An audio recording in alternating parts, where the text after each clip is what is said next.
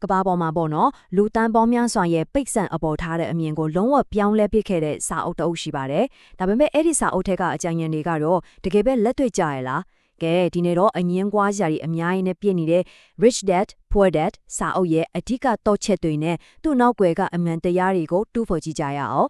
ဒီဆောင်းရဲ့ဇလန်ကတက်ကိုရိုးရှင်းပါတယ်။ဟာဝိုင်းမှာနေတဲ့ယောဘတ်နဲ့သူ့တငယ်ချင်းမိုက်ဆိုတဲ့ကောင်လေးနှစ်ယောက်စီကနေအစပြုထားတာပါ။သူတို့နှစ်ယောက်ဟာငွေကျွေးနဲ့ပတ်သက်ပြီးလုံးဝကိုကဘာနဲ့လာနဲ့ကွာခြားတဲ့ဖခင်နဲ့ဦးရဲ့တွင်တင်မှုလေးအောင်မှကြီးပြင်းလာခဲ့ကြတဲ့ပို့။ဟုတ်ပြီ။ဒီနေရာမှာပဲဒီဆောင်းရဲ့အဓိကအနှစ်သာရကိုစာပြီးတွေ့ရတော့မှာပါ။ဖခင်နှစ်ယောက်ရဲ့ငွေကြေးဆိုင်ရာအတွေ့ခေါ်တွေကလုံးဝကိုတခြားစီဖြစ်နေပြီးအဲ့ဒီတွင်တင်ဆုံးမမှုတွေကရောဘတ်ရဲ့ဘဝကိုဘယ်လိုများပုံဖော်သွားတယ်လဲဆိုတာကြည့်လိုက်ကြရအောင်ဒီမှာကြည့်လိုက်ရင်အားလုံးနဲ့ရင်းနှီးပြီးသားပုံစံနှမျိုးကိုတွေ့ရမှာပါတစ်ဖက်မှာကပွဲတွေများကြီးရထားတဲ့ပညာတတ်ကြီးဒါပေမဲ့ငွေရေးကြေးရေးမှာတော့အမြဲတမ်းရုန်းကန်နေရတဲ့ Robert ရဲ့အဖေရင်စင်းရဲဖေဖေပေါ့နောက်တစ်ဖက်မှာကျတော့ရှစ်တန်းတောင်မအောင်ခဲ့ပေမဲ့ကိုတို့ကိုချွန်ပြီးစီးပွားရေးလောကမှာအောင်မြင်နေတဲ့ Mike ရဲ့အဖေချမ်းသာဖေဖေပါပဲဒီ slide မှာသူတို့ရဲ့အတွေ့အခေါ်ကွာခြားပုံကအရန်ကိုသိတာပါတယ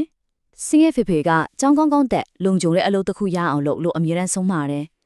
ချမ်းသာဖေဖေကတော့ပိတ်ဆန်ကိုကိုယ့်တက်အလုတ်လုတ်ခိုင်းတဲ့တောင်တင်ယူလို့ပြောတယ်။ဒါကအလုတ်လုတ်ပြီးငွေရှာတာနဲ့ငွေကိုအလုတ်လုတ်ခိုင်းတာကြားကအခြေခံအကြဆုံးကွာခြားချက်ပဲ။ဒီအတွေ့အခေါ်ကွာခြားချက်လေးတစ်ခုကပဲလူတစ်ယောက်ရဲ့ဖနာရေးအနာဂတ်တစ်ခုလုံးကိုအဆုံးဖြတ်ဖဲနိုင်တယ်လို့ဒီစာအုပ်ကဆိုပါတယ်။ကောင်းပြီ။ဒါဆိုငွေကိုကိုယ့်အတွက်ဘလို့အလုတ်လုတ်ခိုင်းမလဲ။အဲ့ဒီမေကွန်းရဲ့အဖြေကဒီစာအုပ်ရဲ့အကြောကြားဆုံးသင်ခန်းစာတဲ့ပိုင်ဆိုင်မှုတို့မို့ assets နဲ့ကျွေးမိ liabilities ဆိုတာကိုတိတိကျကျနားလည်သွားခြင်းကနေစတင်ပါတယ်စာရေးသူရဲ့အဆိုအရအဆက်ဆိုတာကအရန်ရိုးရှင်းပါတယ်။ကိုယ့်ရဲ့အိတ်ကတဲ့ကိုပတ်စံထဲပေးတဲ့အရာမှန်သမျှအဆက်ပဲ။ဥပမာအငှားချထားတဲ့အိမ်ချမြေတို့ဝင်ငွေရနေတဲ့ကိုယ်ပိုင်စီးပွားရေးတို့အမျက်ဝေစုပေးတဲ့ stock share တွေလိုမျိုးပေါ့။ liability ကတော့အတိအကျပြောင်းပြန်ပါပဲ။ဒါဟာကိုယ့်ရဲ့အိတ်ကထဲကနေပိုက်ဆံကိုပြန်ထုတ်သွားတဲ့အရာလူများစုကကိုနေထိုင်တဲ့အိမ်ကိုပိုင်ဆိုင်မှု asset လို့ထင်ကြပေမဲ့ဒီစာအုပ်ရဲ့အဆိုအရတော့အိမ်အိတ်ကြချင်းငွေအခွန်ပြင်ဆင်စရိတ်တွေကြောင့်အိတ်ကထဲကပိုက်ဆံအထက်ပဲရှိလို့ liability ဖြစ်နေတယ်လို့ဆိုပါတယ်။ဒီစကားကအဓိကအချက်ကိုထိထိမိမိပြပါတယ်။ချမ်းသာတဲ့သူတွေကဝင်ငွေဖန်တီးပေးနိုင်တဲ့ပိုင်ဆိုင်မှုတွေဒိုးပွားအောင်လုပ်နေတဲ့အချိန်မှာလူများစုကတော့လားဆောင်ဝင်ငွေဘယ်တော့တိုးလာလဲဆိုတာကိုပဲအာရုံစိုက်နေကြတယ်။ဆိုလိုတာကတကယ်ကြော်ဝါချမ်းသာမှုဆိုတာလားစာစာရပေါ်ကခဏမဟုတ်ပါဘူး။ကိုယ်တိုင်မရှိဘဲနဲ့တောင်ဝင်ငွေရှာပေးနိုင်တဲ့စနစ်တွေကိုပိုင်ဆိုင်ခြင်းသာဖြစ်ပါတယ်။ဟုတ်ပြီ။ဝင်ငွေရရှိတဲ့နီးလန်းတွေကလည်းတရုတ်နဲ့တရုတ်မတူပါဘူး။ဒီစာအုပ်မှာတော့အဲ့ဒီဝင်ငွေရလန်းတွေကို cash flow quadrant လို့ခေါ်တဲ့မူပေါင်းတစ်ခုနဲ့ရှင်းပြထားတာပါ။ဒီဇာတ်ကိုကြည့်လိုက်ရင်လူတွေဝင်ငွေရှာတဲ့ပုံစံ၄မျိုးကိုတွေ့ရမှာပါ။ဘယ်ဘက်ချမ်းမှာတော့အချင်းကိုငွေနဲ့လန်းလည်ရတဲ့ even ထန်းနဲ့ S တကောရောလုပ်ငန်းရှင်တွေရှိပါတယ်။ဒါပေမဲ့စာအုပ်ထဲမှာတကယ်ပန်နာရေးလွတ်လပ်မှုကညာဘက်ချမ်းမှာပဲရှိတယ်လို့ဆိုပါတယ်။အဲ့ဒါကတော့ကိုပိုင် system တစ်ခုကိုပိုင်ဆိုင်တဲ့ B စီးပွားရေးလုပ်ငန်းရှင်နဲ့ငွေကကိုယ့်အတွက်အလူလုပ်ပေးတဲ့ I ယင်းနှီးမြုပ်နှံတို့တွေပါပဲကဲဒီသင်ခန်းစာတွေကတော့တော်တော်လေးစိတ်ဝင်စားဖို့ကောင်းပါတယ်ဒါပေမဲ့ဒီလိုကြာညံနေပေးခဲ့စာရေးသူကိုယ်တိုင်ကတော့ဘယ်လောက်ထိယုံကြည်ရတဲ့သူလဲအခုဒီစာအုပ်ရဲ့သင်ခန်းစာတွေကနီးသူ့ရဲ့နောက်ွယ်ကအငင်းပွားပွဲရတဲ့ဘက်ကိုတစ်ချက်ဖြောင်းကြည့်လိုက်ကြရအောင်ဝေဖန်သူတွေအများရမေးလေးရှိတဲ့အဓိကမေးခွန်းကတော့ဒါပါပဲ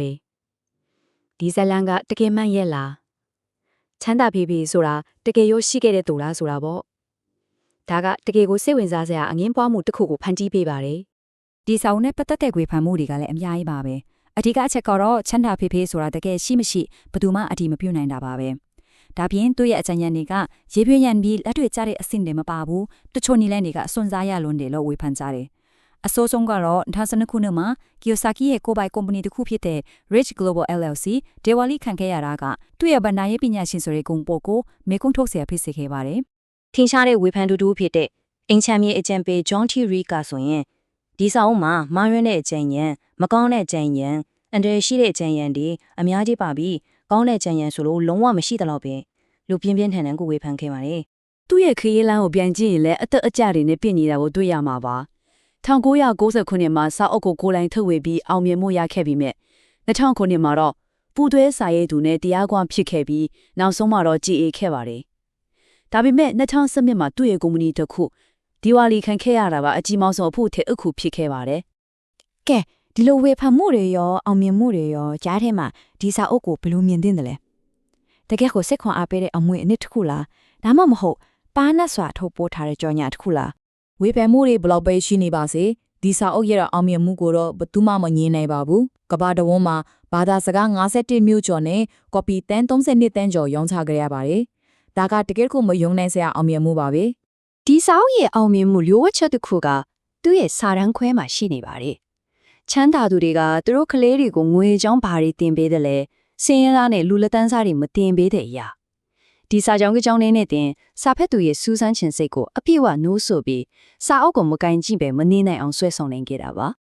အချို့အားဖြင့်ပြောရရင်ဒီစောက်ရဲ့အမွေအနှစ်မှာမျက်နှာနှစ်ဖက်ရှိနေပါတယ်။တစ်ဖက်မှာငွေကြေးဆိုင်ရာအသိပညာ passive income နဲ့စုံတီထွန်စေတတ်တွေကိုလူအများသိအောင်လုပ်ပြီးလူတန်းပေါင်းများစွာကိုစစ်ခွန်အားပေးခဲ့တယ်။ဒါပေမဲ့နောက်တစ်ဖက်မှာတော့စာဖတ်သူတွေကိုဈေးကြီးတဲ့တင်တိုင်းရည်စီတွန်းပို့နေလေရေပြွေးဆန်းတဲ့စကလုံးတွေစူးစီးထားတာလို့ဝေဖန်ခံနေရပြန်ပါတယ်။ နောက်ဆုံးတော့ Richard Porter ဟာဘဝကိုပြောင်းလဲစေနိုင်တဲ့ဗန္ဒာရေးလက်ညွန့်တစ်ခုလားဒါမှမဟုတ်ထူးချွန်ပြောင်းမြောက်တဲ့စဲကွက်ချဖွေရေးဖြစ်စဉ်တစ်ခုလားဒီစာအုပ်ကငွေရှာနီးကိုတိုက်ရိုက်တင်ပြရတဲ့ငွေအကြောင်းကိုဘလို့စဉ်းစားအပ်မလဲဆိုတဲ့အတွေးခေါ်ကိုပြောင်းလဲပေးခဲ့တာကပဲသူ့ရဲ့တကယ့်အမွေအနှစ်ဖြစ်နေမလားဆိုတာကတော့စဉ်းစားစရာပါပဲ